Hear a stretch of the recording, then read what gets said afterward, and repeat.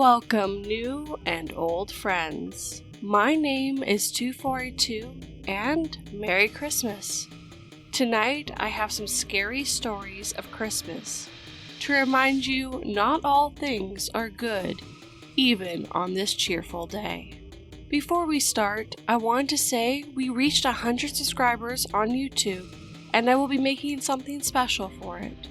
It will be going up on the podcast as well. Turn off your lights, make sure your chimney is sealed. It's about to get spooky. Christmas by Prophetic Sea. The little girl was wide awake at night when she heard the thump downstairs. Of course, it could only be Santa coming to give her presents she had worked so hard at being good this year for. She got the best grades she could, done her chores, and even been nice to her little brother.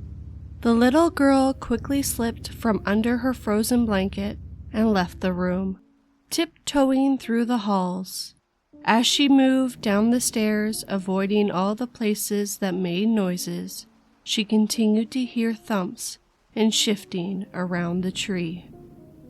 The Christmas lights made everything dim in the living room, but she could see a tall man putting presents under the tree. It was Santa! He had a red suit and everything! He was a lot skinnier than he should be for only eating cookies, and he didn't have a beard. But who else would stack presents so cheerfully under her tree? He finished and stood up, a giant man with such a nice face. Santa? He smiled, a great big smile on his face, and looked at the girl softly. Well, Merry Christmas, he said in a hushed whisper. The girl was mesmerized by his eyes, a soft shade of purple. He motioned for her to come closer, and she walked, almost skipping to him, until she saw the briefest flash of the eyes. They went from purple to red and then back. She paused mid-step, now cautious in her approach. Santa smiled a loving smile, and she was instantly at ease. It's okay, little one. Santa won't hurt you. I have a special gift for you, just for someone so special. And almost like magic, he pulled a little puppy from his bag. The little girl gasped, amazed at how Santa could know what she wanted so bad. As she walked closer, she didn't notice that his eyes were now completely shifted to red.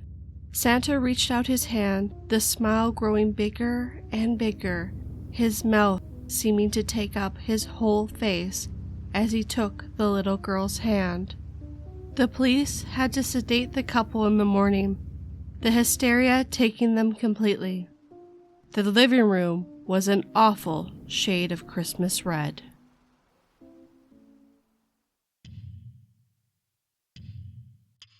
I used to work as a mall Santa, but one boy's Christmas list made me quit. By Wendigo Roar. It was the third time that day that I had felt an unnatural warmth begin where the child was sitting on my leg. I'd grown past being disgusted by it. As I felt the first drops hit my leg inside the suit and begin to roll down my leg, I lifted the boy under the armpits, set him on his feet next to the chair, and stood up. He started crying, and the piece of paper he was gripping tightly in his little fist fell from his hand as he smothered his tears in his palms. Hey, little man, it's okay, I said. It happens. Let's get you to your mom so you can get cleaned up. I stood up and saw a pretty blonde woman with her arms full of shopping bags was already hurrying over, allured either by the tears or the enormous wet spot on her son's pants. I'm his mom, she said through rapid breaths from the hustle over. Hi, ma'am, I said as she walked up. It seems like we've had a bit of an accident. The mom's face flushed, clearly a bit of embarrassed. Oh, I'm so sorry. This has never happened before, she said. It's really okay. Part of the job, I said, chuckling. The little dude was still bawling, which, fair. I generally don't like being covered in urine either. Now, not being an exception. I gave him my very best Santa had pat, and told him again that it was okay. "Please, Santa, you have to let us clean you up," the mom said. Really, it's okay. I got spare pants in the mall supply closet, and I can wash down real quick in there too, I told her. "Can I at least pay for the cleaning cost?" I quickly glanced down at her hand and saw no rings.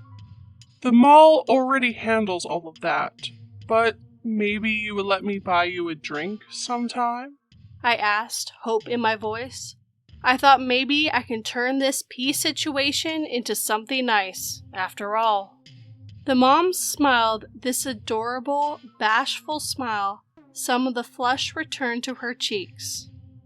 "That would be lovely," she said, "but you better not tell Mrs. Claus."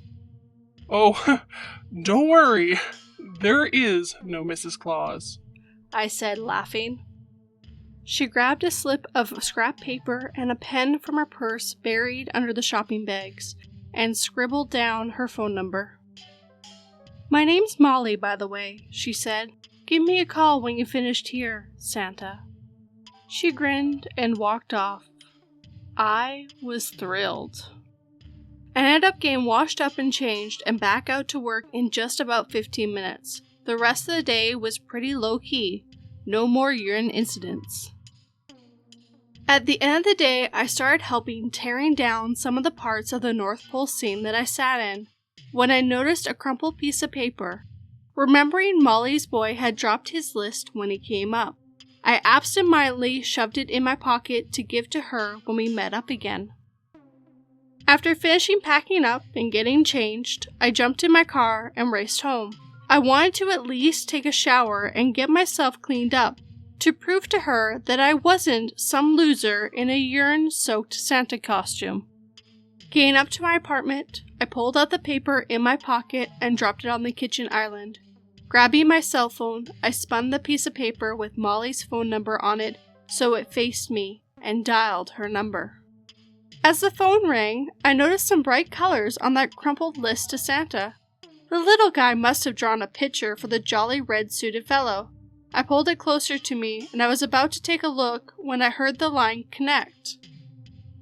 "Hello?" I heard Molly ask. Hi, I said cheerfully, absently pushing aside the drawing. it's Santa. Molly laughed. "I've been looking forward to your call," she said. I'm glad to hear it. I said. Would you be up for having that drink tonight? "Of course," she replied, a smile in her tone. She gave me the address of a favorite pub near her place. I promised to grab a quick shower and then text her when I was on my way. "Oh, and Santa?" she said right before I hung up. "Why don't you bring that Santa suit for later? You never know, I might end up on your naughty list." She giggled, then hung up. So you can be sure I packed the Santa outfit. I took a quick shower with multiple doses of soap to prise the faint scent of pee from me. I figured that might be a turnoff for Molly. She's Santa slut kinky, but I'm not sold that she's also golden shower kinky. Getting out and getting dressed in a hurry, I snagged my cell phone and Molly's son's list from the counter as I headed out the door. On the elevator ride down to the parking area, I shot Molly a quick text telling her I was on the way.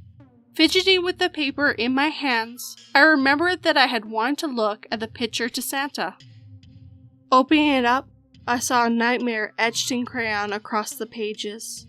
Within the child's scratchings, I could make out the red-suited man with a thick, white beard and a Santa hat, laying strapped to a bed.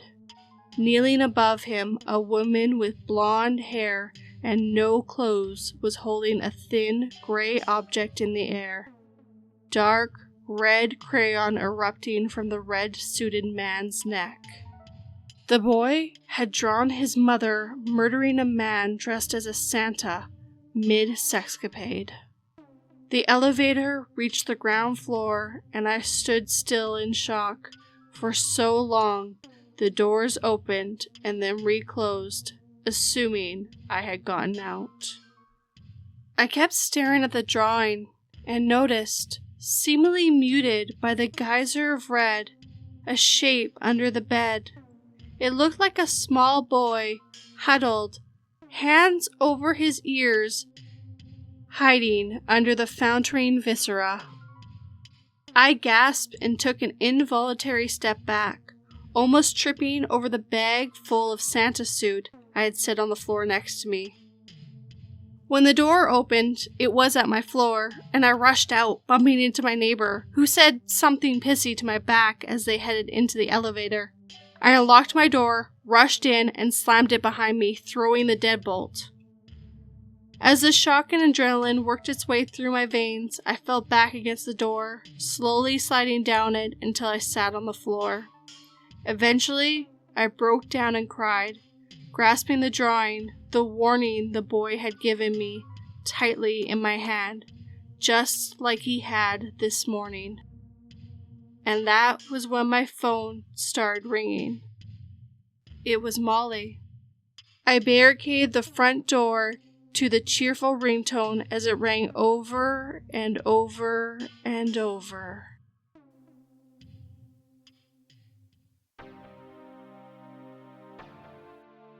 My sister and I stayed up late to see Santa. Someone else came instead. By North Section 9. For most people, Christmas is a time of joy, a long-awaited reprieve from the daily grind of life. It's where families huddle around a crackling log fire in the most gleefully tacky sweaters and tearing open the bright presents hoarding away under the blinking lights of a Christmas tree. It used to be like that for us. But for the last decade, it's brought nothing but fear. My sister still refuses to talk about it. Every time I try to bring it up, her jaw tightens and she retreats out of the room. I don't blame her at all, but that night has weighed on my mind for years. Like a ball at the end of a dangling chain, I need to tell someone about it. It was Christmas Eve, and I was already lost to dreams, exhausted by my own ardent anticipation throughout the day for the morning after, fueled by copious amounts of sugar and cartoons. Through the mental veil, a faint voice chimed through. At first, I took it to be part of my dream landscape, but it repeated itself, becoming clearer until I realized it was my own name. Anthony! A tiny figure hovered in the distance, flickering within my vision mirage-like. It was followed by a sudden growing tightness in the center of my chest, compressing my breath. I was compelled to stagger towards the shadowed stranger, a hand clutched to my wheezing chest. Anthony! My blissful dreams of unwrapping my brand new Game Boy dissolved into the pitch-black reality of my room. The same weight pressed down on my lower rib cage. As I squinted up, I saw my sister perched on my chest, still dressed in her polka dot pajamas. Her face was devoid of exhaustion, eyes wide, a familiar manic grin plastered across her face. One that caused me both excitement and trepidation. I heard him, she exhaled. He's on the roof. Him and his reindeer. He's here, Anthony, at our house. I barely paid attention to her words, instead trying to shift the throbbing migraine from being woken up. What are you talking about? I grumbled, rubbing my tired eyes. Annie pouted. She diverted her punch into my elbow in a playful punch. I jolted up in bed, now fully awake. "Santa, idiot!" she exclaimed. At 11, bordering on 12, I had already a healthy skepticism towards the subject. But Annie remained a devout in her childhood belief. She was already a ball of energy, but the season just seemed to amplify it. She watched Miracle on 34th Street and How the Grinch Stole Christmas religiously through the holidays. Neither my parents nor I could bear to remove the joy, instead allowing her to retain her innocence for a little longer. I still find myself pining for those distant days when she still loved Christmas. "Annie," I began. A heavy thump above us interrupted my groggy rebuttal. Annie, practically vibrating with excitement, hushed me. We listened as the sounds tracked across the expanse of the ceiling, as if someone was moving about up there. She grinned at me, arms folded, a smugness lacing her excitement.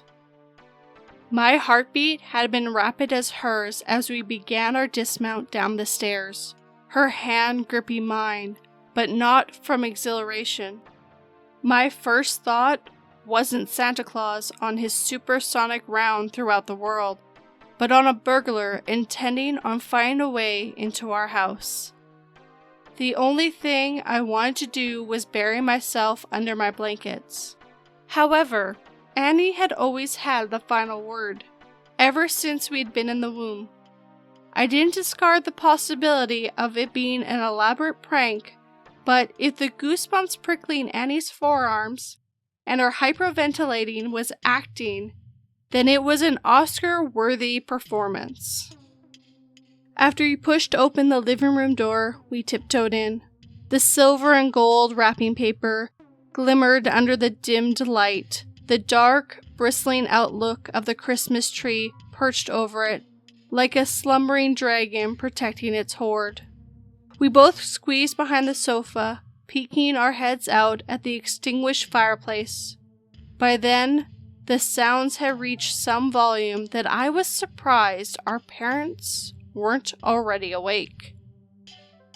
The grate that covered the fireplace exploded off, soaring into the air. It slammed into the ground and skidded to a halt just several inches away from our hiding place, the sound of the impact swallowing Annie's resulting shriek.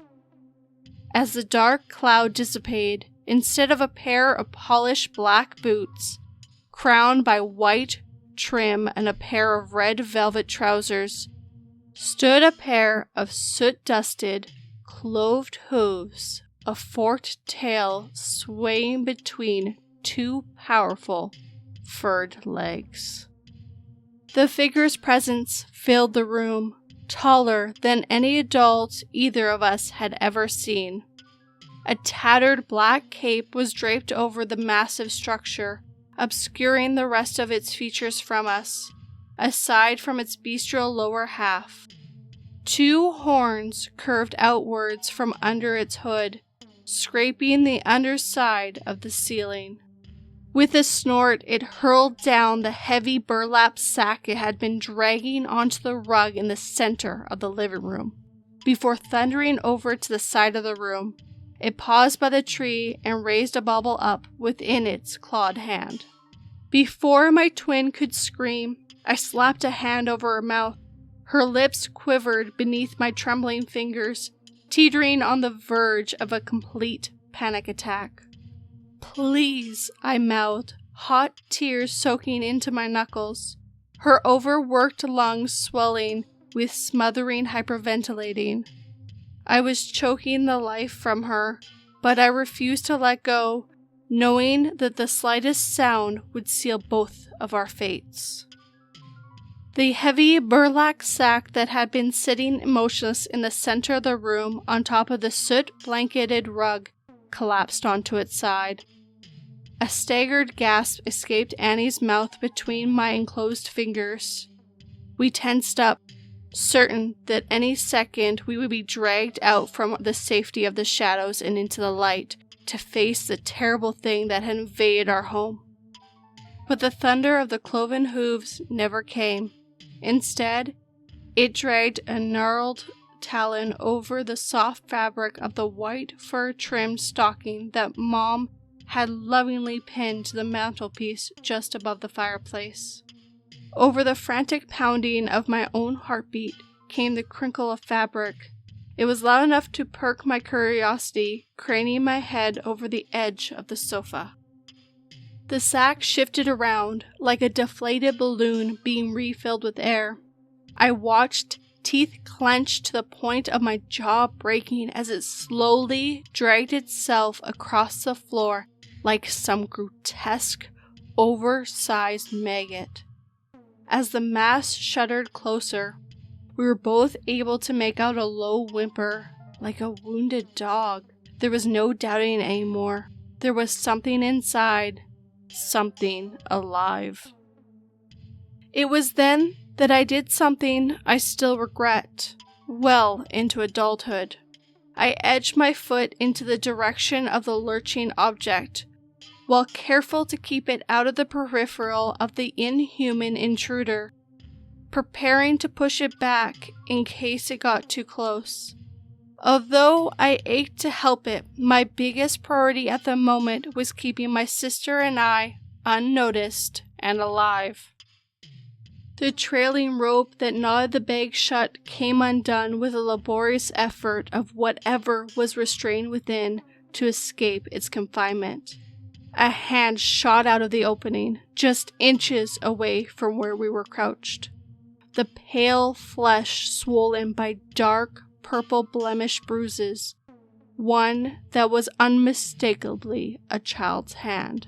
It blindly groped around the floor, trying to pull the rest of its body it belonged to out of its abrasive cocoon, but before it could touch us, the creature's huge, furred hand descended downwards and jerked it back, the chipped fingernails raking the floorboards hard enough to leave trails of scratches in the wood.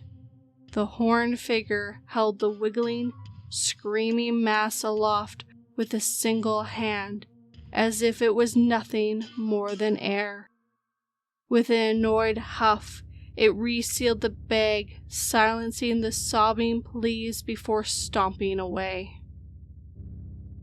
The bag was still screaming and struggling as the horned being yanked it along the ground, back towards the fireplace. Its body seemed to dissolve into black, vaporous mist that ghosted up the stack, his captives shrieking, echoing up with him. The removed grate levitated up and slotted back into place behind him. Its leaving brought us no relief. After a half an hour, after we were sure it was safe to breathe, Annie choked out a sobbing laugh.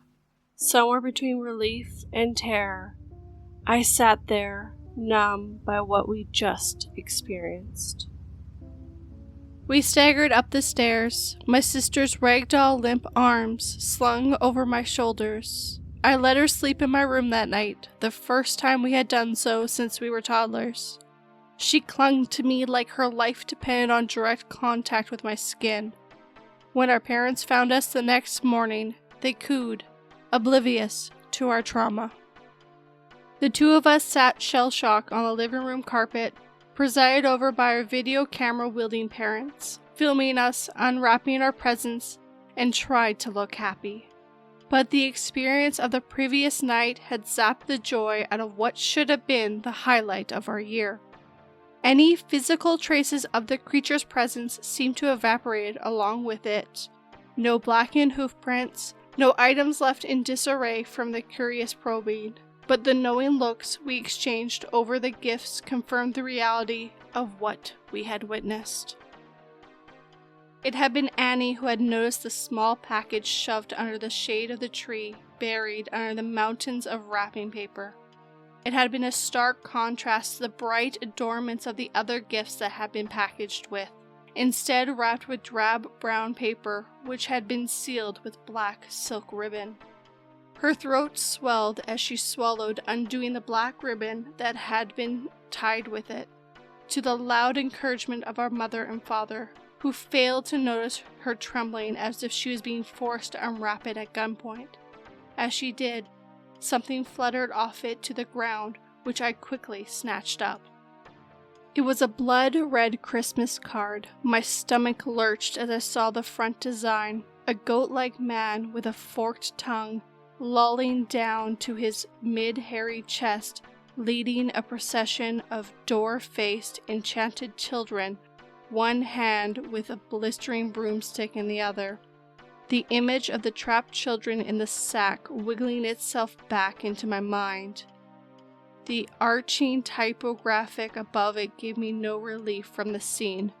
Gros van Krampus, despite having no idea what it meant.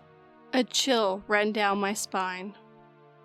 However, the inside was written with elegant, jointed English handwriting, bearing both of our names at the top, to Annie and Anthony.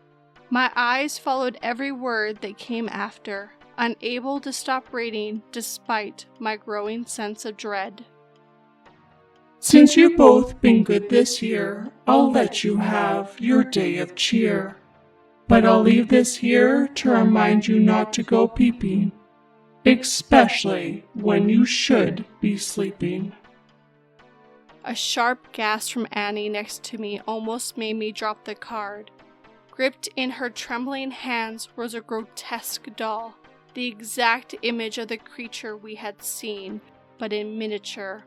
It was the ugliest thing we had ever received in our lives, its brown body scored with scratch marks as if it had been torn apart and sewn together at least a dozen times before it had been gifted to us. Its oversized yellow glass eyes bulging out of its sockets, a pink velvet tongue hanging out of its mouth. Her bottom lip quivered.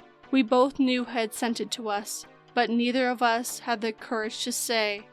However, the message was clear. I'm watching you.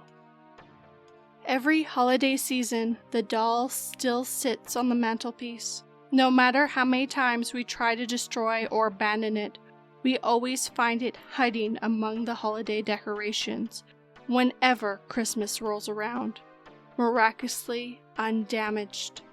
The gleeful malice on its face is enough to make the smile of a guest flatten whenever they see it, even though they try to laugh it off. I can see them wince with discomfort at how lifelike it is.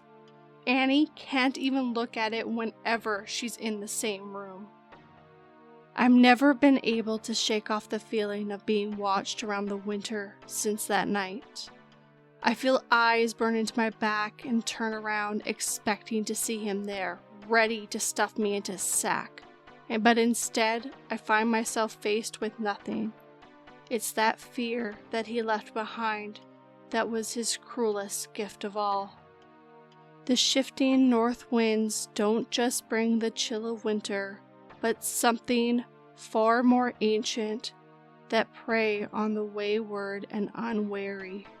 And if you're unlucky enough for it to catch you, it will never let you go. The Shadow of the Holidays by Small Eerie. The holidays are a time of great joy, a time of great love.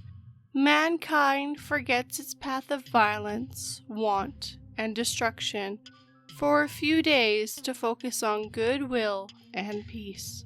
As the snow covers the ground in a form of poetic purity, the trees sway as the wind sings a happy tune.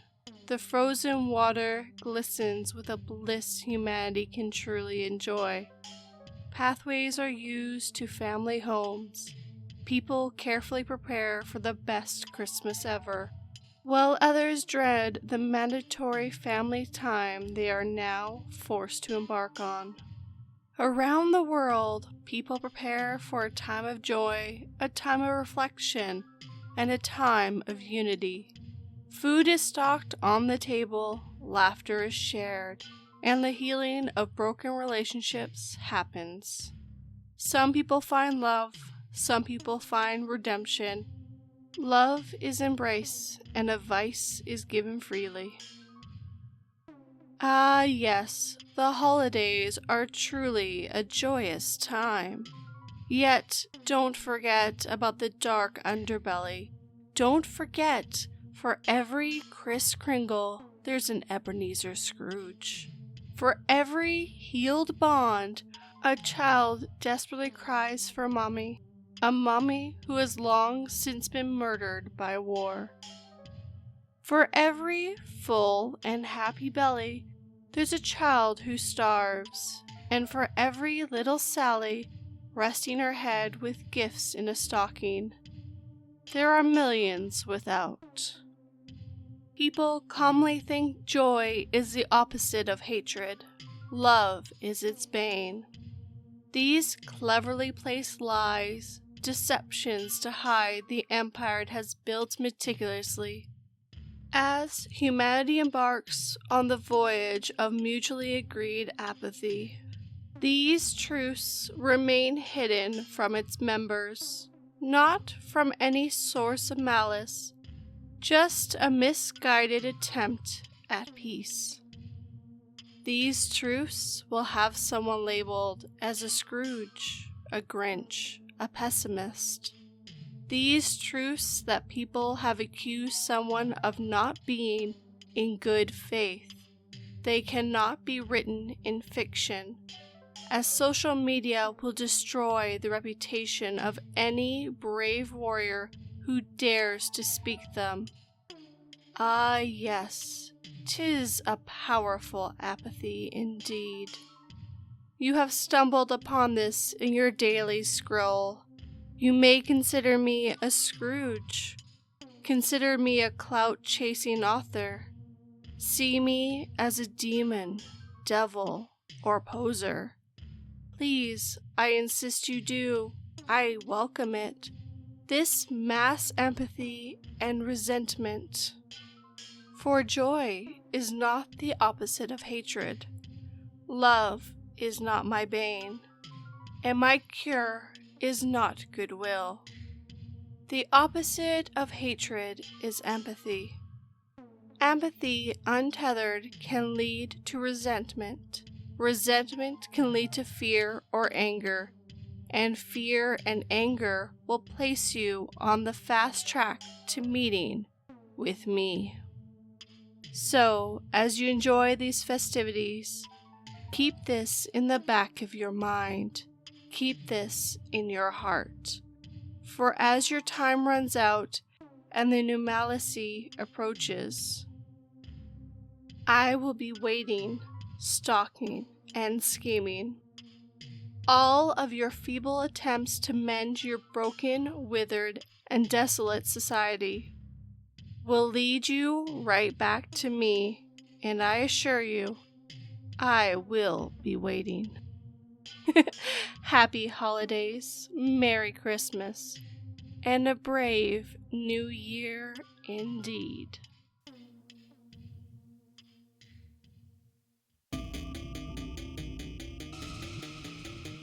I hope you enjoyed these spooky tales this evening. Please tell me what you think down below. We have lots of new friends here, but please make sure you have subscribed. Remember, I have a Twitter, subreddit, and my podcast. I also have a Patreon if you wish to help me out. All the names are on the screen for you, and links are in the description. Merry Christmas and Happy Holidays. I promise 42 won't bite tonight.